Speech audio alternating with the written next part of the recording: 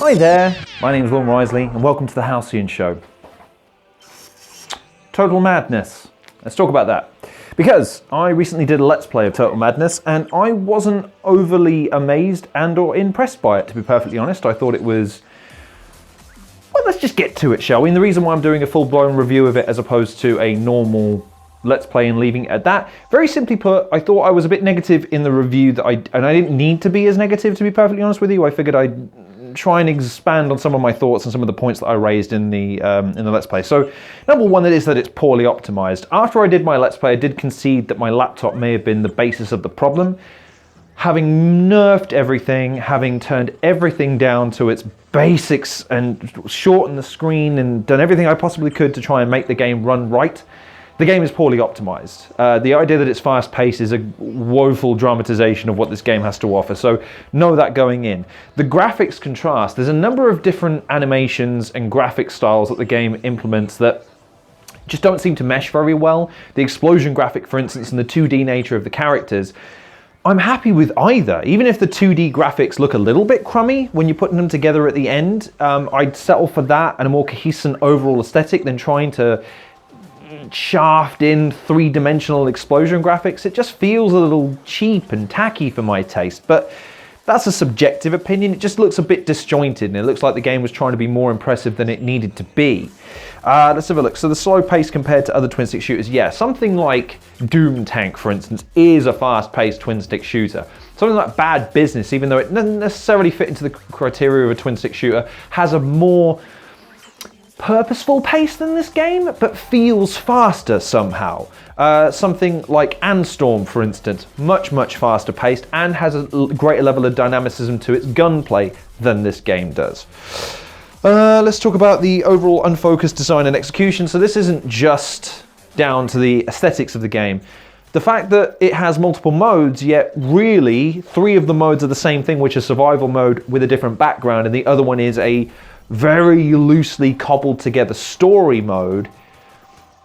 It just feels like the game again is trying to offer more than it really is. The star system that it implements when you level up, so the level denotes how many stars you have, therefore denotes what guns you can unlock.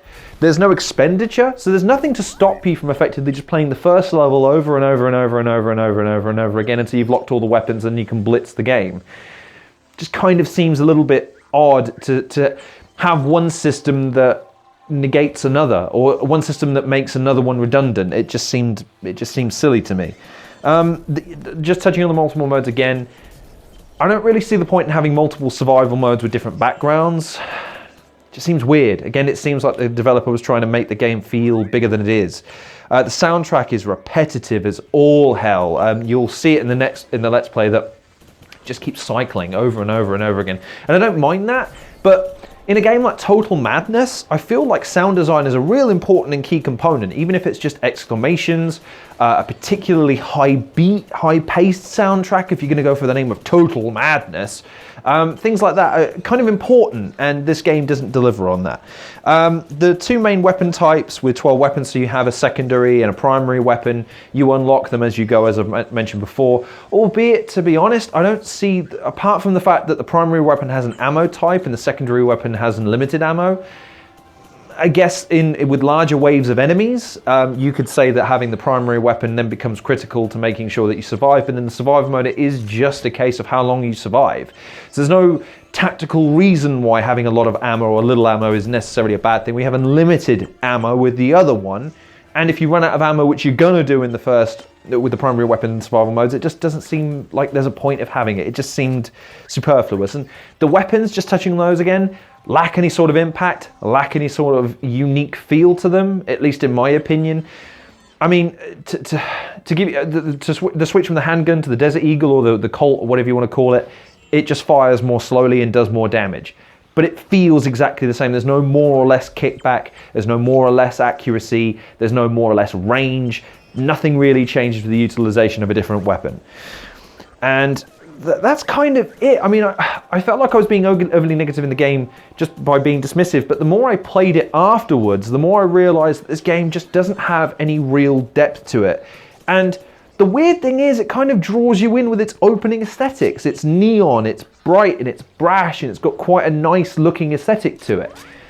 But beneath it belies a game that's lacking in any real quality. Top-down twin-stick shooters shouldn't be this hard to get right. You focus on the things that players want, which is a diverse array of weaponry with which to wreak havoc, reasonably good levels, or at least reasonably good puzzles to be able to solve as you go in terms of mazes. Samurai Wish is a great example of something that was working on a limited aesthetic outset. I'm not saying that game was aesthetically pleasing more than any other game that I've played. In fact, in some areas it looks downright basic and repetitive. However, what it got right was the gameplay and the gunplay and the samurai play. And it could feel cheap at times. I'm not saying it didn't, but that was fast-paced. It had tons more detail than this game and was much better optimized, had just as much content, and had way more character to it. This game has probably the biggest criticism of this game I could level. It has very little character to it. So it's not a broken game by any stretch of the imagination. It plays fine, it's simple but unfocused and formulaic. It needs more polish and cohesion to its graphics and to its gameplay. It needs to have better progression. And more to the point, it needs much more exuberance for a game called Total Madness. I put here's my little flourish of a joke here, you'll quite like this. Macho Man Randy Savage would be rendered quizzical playing this game, like, oh yeah, where's the Total Madness, oh yeah. Now, he'd be rendered quizzical by that, so I don't know what a quizzical Macho Man Randy Savage would be like, oh, what? I suppose that would be what it'd be sound like, but the point is this. In a game like Total Madness, it has twin-stick to a genre that's been done to death and has multiple formulas for success in terms of making a game that's completely balls to the walls, crazy, frantic, guns are blazing. You can do anything you want aesthetically so long as you've got a point, a place you're shooting, and something to shoot at.